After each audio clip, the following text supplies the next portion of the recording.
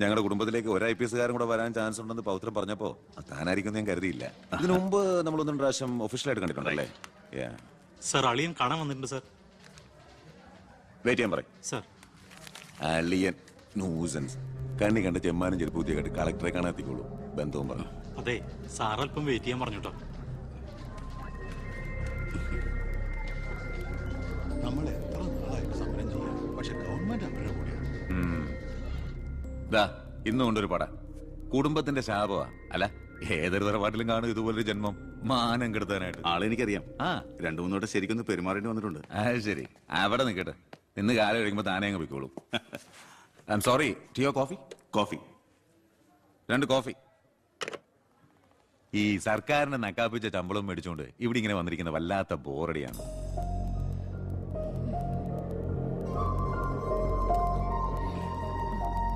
കൊറേ നേരമായല്ലോ. എനിക്ക് വേണ്ടി ഇങ്ങനെ ഒരു നാടിനും കൂടി വേണ്ടിട്ടല്ലേ? കുഴപ്പമില്ല. അളിയാ, അളിയാ, എന്നെ മറന്നു അല്ലേ? 3 മണിക്കൂറായി ഞാൻ വെയിറ്റ് ചെയ്യണു. വാ അളിയാ, ഇത് ശാരി. അളിയനും മച്ചമ്പയൊക്കെ അങ്ങ് വീട്ടില്. Call me sir.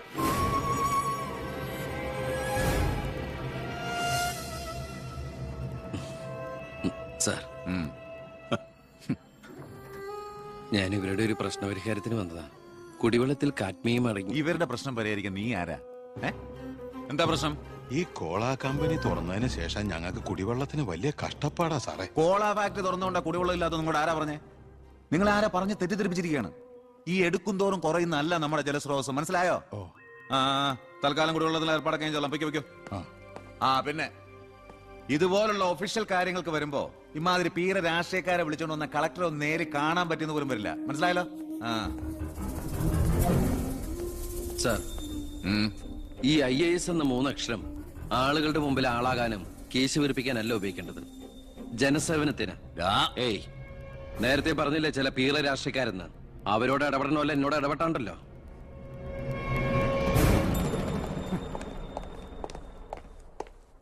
അളിയൻ കളക്ടറായിരിക്കുമ്പോ ഞാനിവിടെ വരാൻ പാടില്ലായിരുന്നു. എന്റെ തെറ്റ്. ഞാൻ കാരണം നിങ്ങളുടെ കാര്യം കൂടി. സോറി. നിനക്ക് നാണോ ഇല്ലടാ? എന്റെ ഭർത്താവിന്റെ ഓഫീസിലേക്ക് കണ്ണിക്കണ്ട വാലിക്കാന്റെ മോളുടെ കാര്യം പറഞ്ഞ് കേറി നിറങ്ങാൻ. ഏട്ടന്റെ തൊലി ഉരിഞ്ഞു പോയി. അതേന്ന് എന്തായാലും ഉരിഞ്ഞ തൊലി കളയണ്ട. ലെതറിന് പകരം ഉപയോഗിക്കാം. ചെരുപ്പുണ്ടാക്കാൻ. കണ്ടാമൃത്തിന്റെ തൊലി തേയില്ലടി. ഇനി മേലിൽ ഓരോന്ന് പറഞ്ഞ് ഗോപിയേട്ടന്റെ ഓഫീസിലേക്ക് കയറി ചെല്ലേ. അപ്പൊ കാണാം. നിനക്ക് സ്ത്രീധനം കൊടുത്ത കാശ് കൊണ്ട് സ്ഥാപിച്ച അല്ല കളക്ടറേറ്റ്. അവിടെ പല ആവശ്യങ്ങൾക്കായിട്ട് പലരും വരും. ജനങ്ങളുടെ കാര്യങ്ങൾ നോക്കി നടത്തുന്ന വെറും ഒരു പബ്ലിക് സർവന്റാ നിന്റെ കളക്ടർ. ആ സേവനത്തിന് ജനങ്ങളിൽ നിന്ന് തന്നെ കരം പിരിച്ചെടുത്ത് മാസം സർക്കാർ ശമ്പളം നൽകുന്നുണ്ട്. പിന്നെ ഞാൻ ഇവിടെ ചെന്നാലെന്താ? എന്നെ പിടിച്ച് മൂക്കി കയറ്റു. എന്താ ഇവിടെ ഒരു ശബ്ദം? കോട്ടപ്പുറത്ത് താമസിക്കുന്ന കാമുകിക്ക് കുടിവെള്ളം ഇല്ലെന്ന് കാമുകന്റെ വേവലാതിയാ. മിനറൽ വാട്ടർ കുളിക്കുന്ന നിങ്ങൾക്കൊന്നും കുടിവെള്ളത്തിന്റെ വില മനസ്സിലാവില്ല. കണ്ടില്ലേച്ചാ, വാലിക്കാരിയുടെ മകളെ പറ്റി പറഞ്ഞനാ ഇത്ര ചൊടിപ്പ്. അതെങ്ങനെയാ? മൊട്ടേന്ന് വിരിയുന്നതിന് മുമ്പ് എഴുത്തു കൊടുത്തവനല്ലേ നീ? ഈ കണക്കിന് അവളെയും കിട്ടി നീ ഈ കുടുംബത്തിൽ കയറി വരില്ലെന്ന് എന്തോ ഉറപ്പ്? ഒരു ഉറപ്പില്ല. സംഭവിക്കാം. നിന്നോടൊരു കാര്യം പറയാനിരിക്കായിരുന്നു. കോട്ടപ്പുറം കോള കമ്പനിയുടെ കാര്യത്തിൽ നീ ഇടപെടണ്ട. ഇടപെടാതിരിക്കാം. ആ കമ്പനി അവിടുന്ന് മാറ്റി സ്ഥാപിക്കണം. പുതിയ പ്ലാന്റിന്റെ ഉദ്ഘാടനം നടക്കാനും പാടില്ല. നിന്നെ പോലുള്ള പേട്ട് രാഷ്ട്രീയക്കാരും പ്രതിപക്ഷവും ഒന്നിച്ചിടപെട്ടാ പോലും പുതിയ പ്ലാന്റിന്റെ ഉദ്ഘാടനം ഞാൻ നടത്തും. ചന്ദനക്കാട്ടിൽ ബാലഗംഗാധര മേനോന്റെ മകനാണ് ഈ ഞാനെങ്കിൽ ആ ഉദ്ഘാടനം നടക്കില്ല. നിനക്കൊരു ചുക്കും ചെയ്യാനൊക്കെടാ.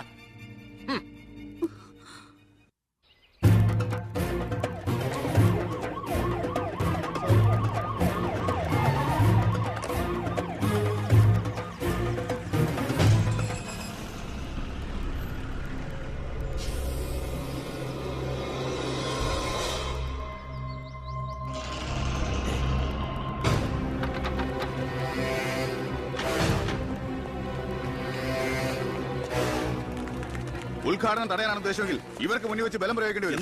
എന്താ പ്രശ്നം? ഉണ്ണി, ഈ ഉദ്ഘാടനം മുടക്കരുത്. ഞാനല്ലല്ലോ മുടക്കുന്നത്, കോടതിയല്ലേ. Excuse me.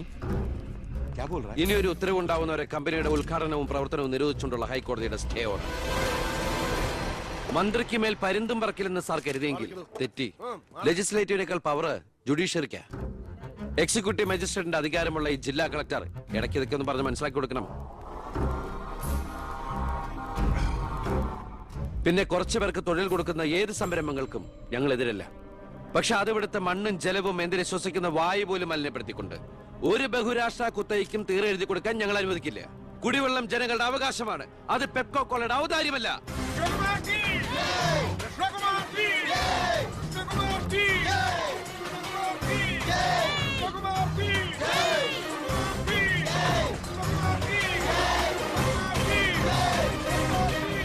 എന്താടോ ചത്തവന്റെ പേര്? പ്രസാദ്. അച്ഛന്റെ പേര് നാരായണൻ.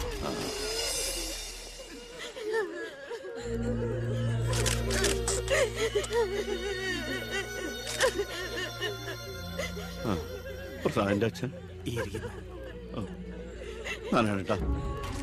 പ്രസാദ് എപ്പോഴും പറയുമായിരുന്നു അച്ഛനെ കുറിച്ച്. വിഷമിക്കരുത്.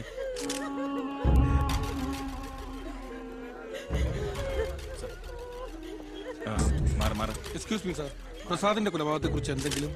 പ്രസാദിന്റെ മരണം കേട്ടപ്പോൾ ഞാൻ ഞെട്ടിപ്പോയി. പാർട്ടിക്ക് നഷ്ടപ്പെട്ടത് ചൂട് മുശിരുള്ള ഒരു സജീവ പ്രവർത്തകൻ. പാർട്ടിയുടെ സജീവ പ്രവർത്തകൻ ചുളുവിൽ ഒരു രക്തസാക്ഷി ഉണ്ടാക്കിയെടുക്കുക. ആ പാവത്തിന് രാഷ്ട്രീയം എന്താണെന്ന് അറിയുമല്ല. എന്താ സാർ, കൊലപാതകയെ കുറിച്ച് വല്ല തുമ്പും കിട്ടിയോ? പട്ടാ പകൽ എല്ലാവരും മുമ്പിലിട്ട് എന്നിട്ടും പ്രതിയെ പിടിക്കാൻ പോലീസിന് കഴിഞ്ഞില്ലെന്ന് വെച്ചാൽ നാണക്കേടാണ് സാർ. താൻ എന്തിനാ എന്റെ അടുക്ക ചൂടാവുന്നേ? അധികാരമുള്ളവർ പറയുന്നത് അനുസരിക്കാൻ എനിക്ക് കഴിയൂ. അധികാരമുണ്ടോ എനിക്ക്? എങ്കിൽ താൻ പറയുന്നത് അക്ഷരം പ്രതി അനുസരിക്കാൻ ഞാൻ. കൊലപാതകയെ പറ്റി വ്യക്തമായ സൂചന എനിക്ക് ലഭിച്ചിട്ടുണ്ട്. എങ്കിൽ പിന്നെ സാറിനെ അവരെ അറസ്റ്റ് ചെയ്തൂടെ? വെറുതെ അറസ്റ്റ് ചെയ്തിട്ട് കാര്യമൊന്നുമില്ല. സാക്ഷികൾ വേണം. അല്ലെങ്കിൽ കോടതിയിൽ നിന്ന് പുല്ല് പോലും ഇറങ്ങിപ്പോരും. സാക്ഷി പറയാൻ ആളുണ്ടാവണം. ആരും ഉണ്ടാവില്ല.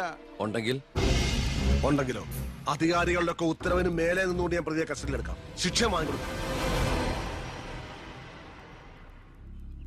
കുട്ടികളുടെ മുന്നിലിട്ട് കുട്ടികളുടെ ഷോക്ക് ഇതുവരെ വിട്ടുമാറിയിട്ടില്ല.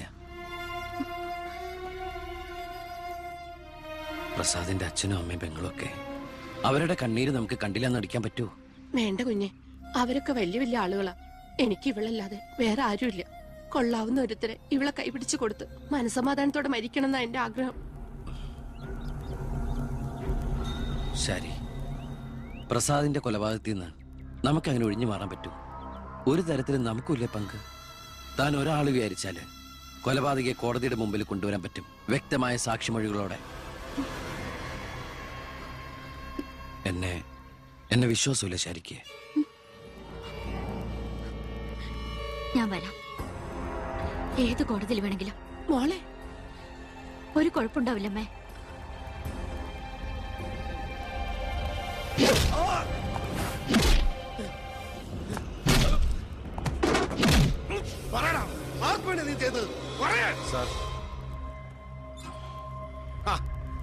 ഇവനാണ് മുഖ്യപ്രതി, വെട്ടൂർ ശിവൻ. ഇതൊരു രാഷ്ട്രീയ കൊലപാതകമായി വളച്ചൊടിച്ചതിന് പിന്നിൽ ആരാണെന്ന് ഇവന് അറിയാം. പക്ഷെ നീ കാരണം എന്റെ പെങ്ങള് പോലീസ് സ്റ്റേഷനായി പോയി. സാറിവിടെ നിൽക്കണോ? അല്ലെങ്കിൽ ഞാൻ നിന്നെ കൊണ്ട് പറയിപ്പിച്ചനെ. ഞാൻ നിൽക്കുന്നത് താൻ കാര്യാക്കണ്ട. കൊടുക്കടോ.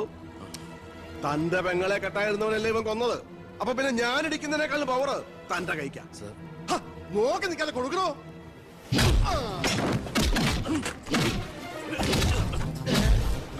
തിരിച്ചടിക്കാൻ തോന്നുന്നു അച്ചു വീടോ? ഇടിച്ചു തന്നെയോ?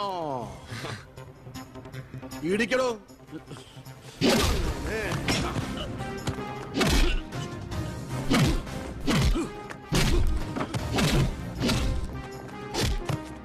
എന്താണോ നോക്കി നിൽക്കുന്നേ? ആ ട്യൂ മാറ്റിയിടാൻ പറഞ്ഞത് എത്ര ദിവസമായി? പോയി മാറ്റിട്ടോ.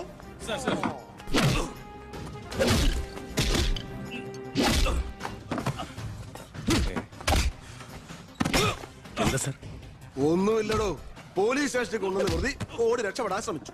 പിടികൂടിയപ്പോ പറ്റിയ മുറിവുകളാണ് ദേഹത്തെന്ന് FIR എഴുതി ചേർത്ത്.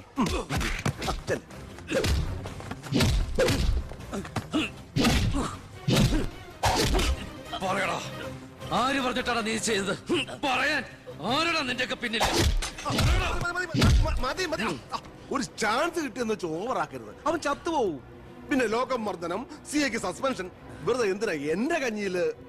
തൽക്കാലം ഇവനൊന്ന് റെസ്റ്റ് എടുക്കട്ടെ. എനിക്ക് അവന്റെ മേലെ കുറച്ച് പണിയുണ്ട്. എന്നിട്ട് ഞാൻ അവനെ കൂടെ സത്യം പറയിപ്പിച്ചോളാം. താൻ ചെല്ലേ.